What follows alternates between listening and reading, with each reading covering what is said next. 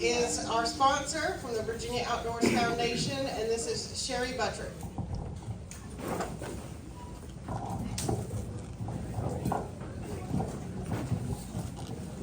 Thank you. Can you all hear? Good. If I stand behind this thing, nobody will ever see me, so I think I better stand right here. As she said, I'm Sherry Buttrick from Virginia Outdoors Foundation. We're a state foundation that's been in existence since 1966. We were enabled by the General Assembly. And this is what, we have a very broad mission. This is what we do.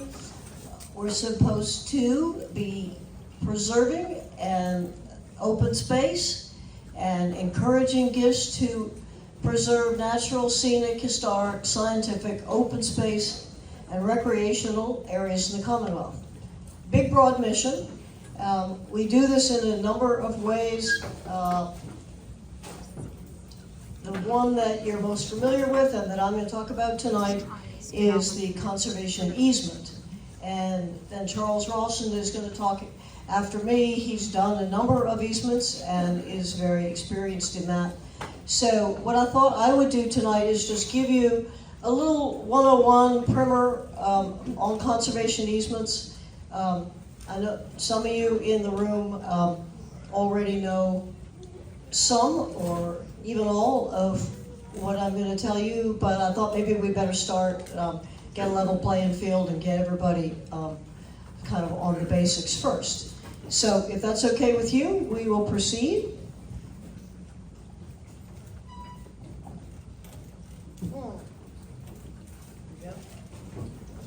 This is the sort of thing we're out there to combat. For those of you who can't see, it's two fellows walking along saying, I've always had this dream of buying a little farm and selling it off piece by piece. The result being something that looks like this, with the enemy troops massed on the hill. Probably the largest threat to farming in this part of the world, in Virginia, is suburbanization, development, sprawl. It comes into the rural areas and uses up a great deal of what had been productive agricultural land. Conservation easements are the strongest tool that there is to combat this and to preserve your land. It's not for everybody. Not everybody has to do it. Nobody's going to make you do it. But if you would like to do it, it's a good, strong tool.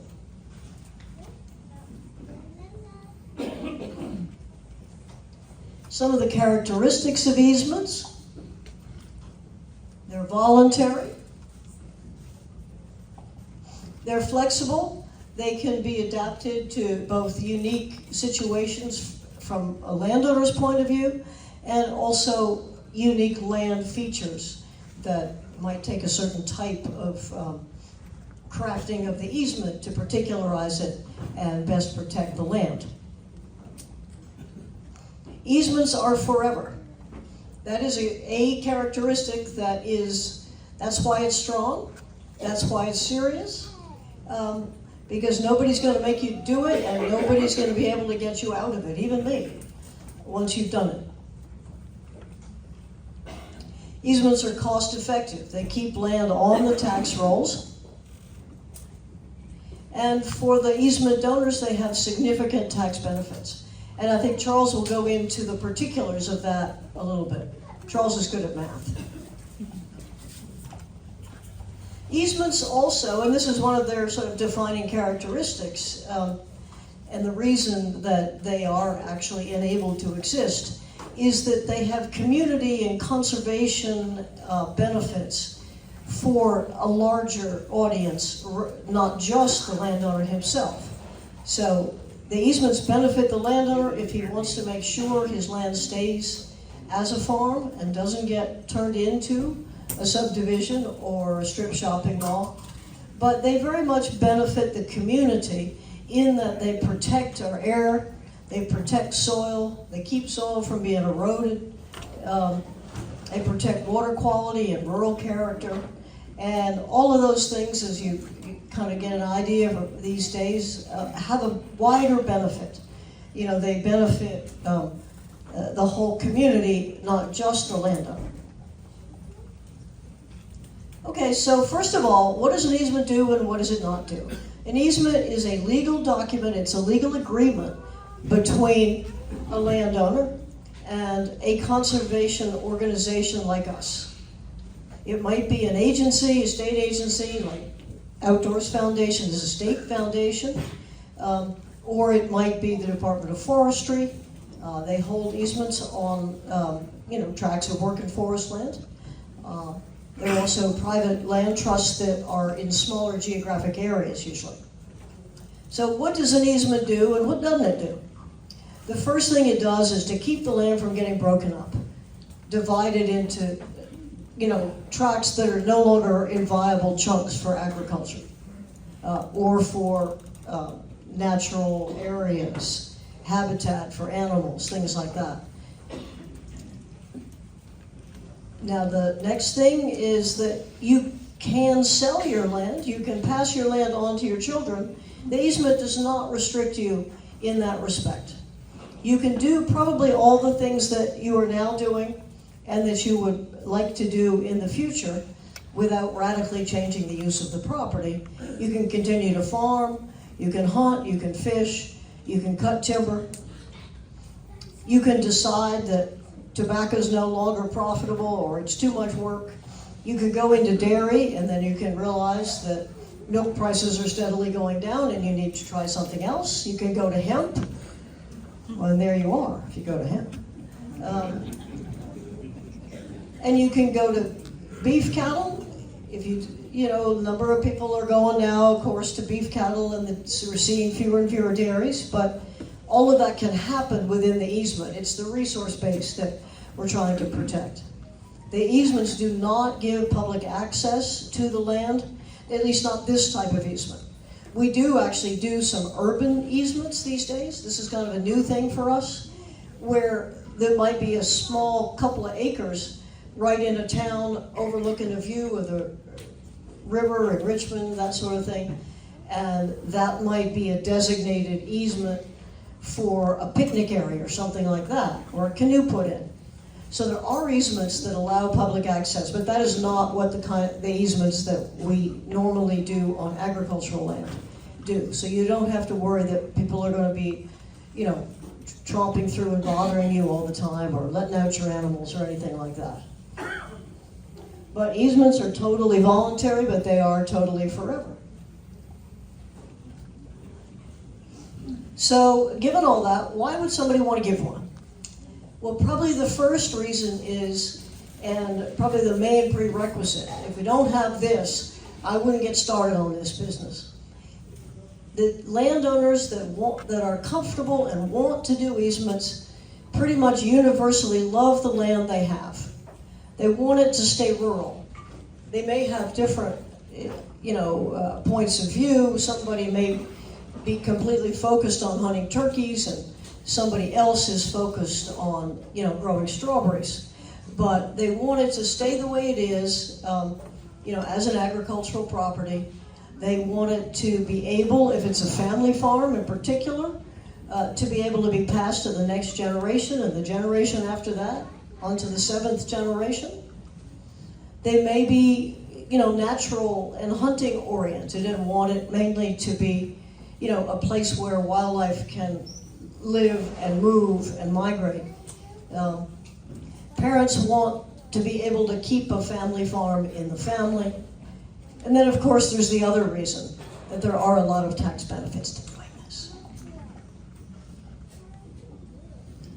Now, one of the things we have, I want to talk a little bit about a couple of the programs we have, a couple of which are new, and this particular one has been around a long time and has been a big help.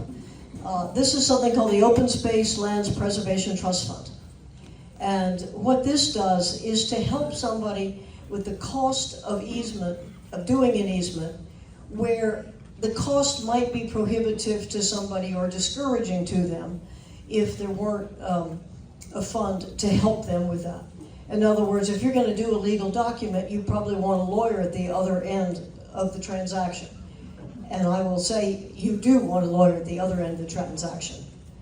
I mean, I might be a very nice person, and I might like you very much, but I'm on the other side of the transaction.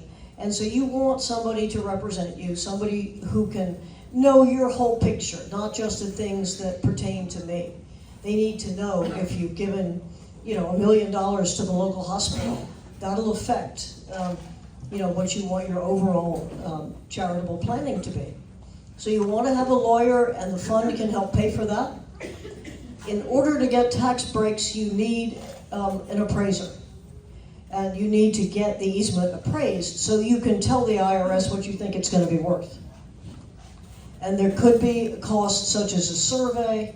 We don't require a survey, but if your legal description is such that we can't really figure out where the land is, because it's been in your family maybe for 150 years, and your great-great-great-grandfather passed it on to his nephew, and then he got divorced, and somehow it ended up with somebody else. You know what I mean?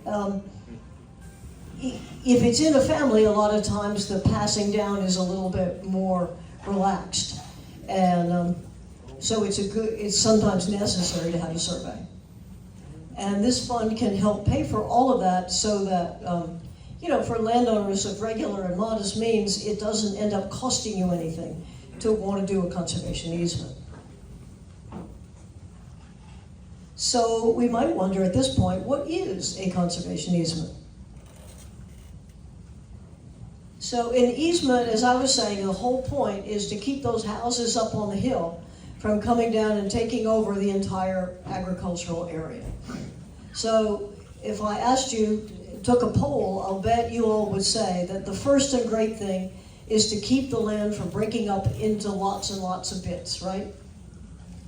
So that's what the first thing that an easement does, is to keep the land hopefully as a whole, but particularly if it's a relatively big farm, you may end up wanting to have the ability to break it into 2 or even 3 parcels if it's quite big.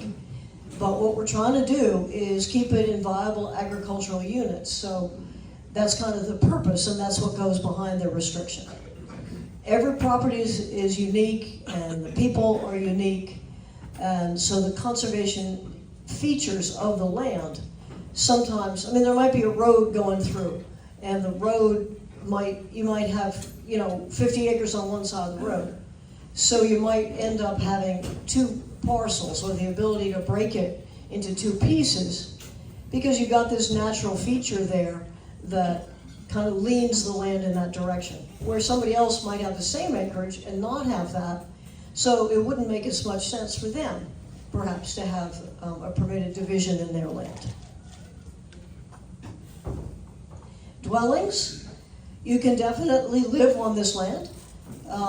Most of the time what we're looking at is maybe 1 or possibly 2, maybe more freestanding dwellings on either the property or on the division of the property that you have, so that you might have a main house, and then you might have a couple of tenant houses or children's houses, or if you had 350 acres and it could be divided one time, you might have a house, or even a house and tenant house on each of the 2 parcels. We don't actually specify the details of this, so your plans can change. And you could think that what you wanted was a really small parcel if you were allowed to divide into 2 parcels. But then it might end up that you didn't end up needing to sell that 5 acres for college tuition or something, that your child got a Pell Grant and you're good. So then you would perhaps think about splitting the land in a different way. And the easement is not sufficiently binding to keep you from having life changes like that. Other terms that you'll see in an easement, we do want people to manage their forest land according to best management practices. I know that the Seoul Water District is here with us tonight, and I know that they would want to be sure that we do that. So we ask people if they will use BMPs, and get a pre-harvest plan, which is just a roadmap to the timbering, where they tell you, where a crossing is that isn't going to cause trouble, and they specify that ahead of time rather than, having a bad situation where they put in a crossing and then it doesn't work and the pipe's not big enough and the whole thing blows out. So we're really trying to keep soil erosion from occurring in that term. And then farm buildings, we measure all of the building's roof area. And so really farm buildings get lumped in along with everything else, and you just get a certain amount of square footage, total what we call impervious surface, and what that means is asphalt, concrete, or roof. And then of course we want stream buffers on the perennial streams, in particular with livestock excluded from those. And I do think that the Soil and Water District, particularly in the last year or two and maybe going forward, has had a lot of funding for doing this, especially in the Bay watershed. So, it's not onerous the way it might have been in the past. There are programs to help with that. So VOF is working statewide. We've got easements in 108 localities, and there are over 880,000 acres total in conservation. And kind of to sum up, they're flexible, they're efficient, they help private landowners to safeguard their rural areas and their resources. And there's some contact info for me. I left you some cards on the table, and also I've left you a sheet, some general information, but also a sheet on tax credits and things like that, about which Charles will talk more. We do these days, I just want to add as kind of a nice grace note and footnote, that we do have some grant programs now that we didn't have in the past, so that there are certainly benefits to giving a conservation easement, but for certain farms that, obviously rise to the head of the class, VOF has its own farmland and forest land protection fund that's really just been inaugurated. And then also Virginia Land Conservation Foundation, once a year they have a grant round as well. And then there's a federal program that the Department of Agriculture has called the Agricultural Land Easements. And this doesn't work for every farm, but if you have a farm that really scores well, these are programs that are financially even more beneficial to you, and we'd be happy to help you explore those. Thank you all very much for listening, and I think Charles is going to give you some particulars of the tax benefits and what it was like to be a landowner who went through this process with us.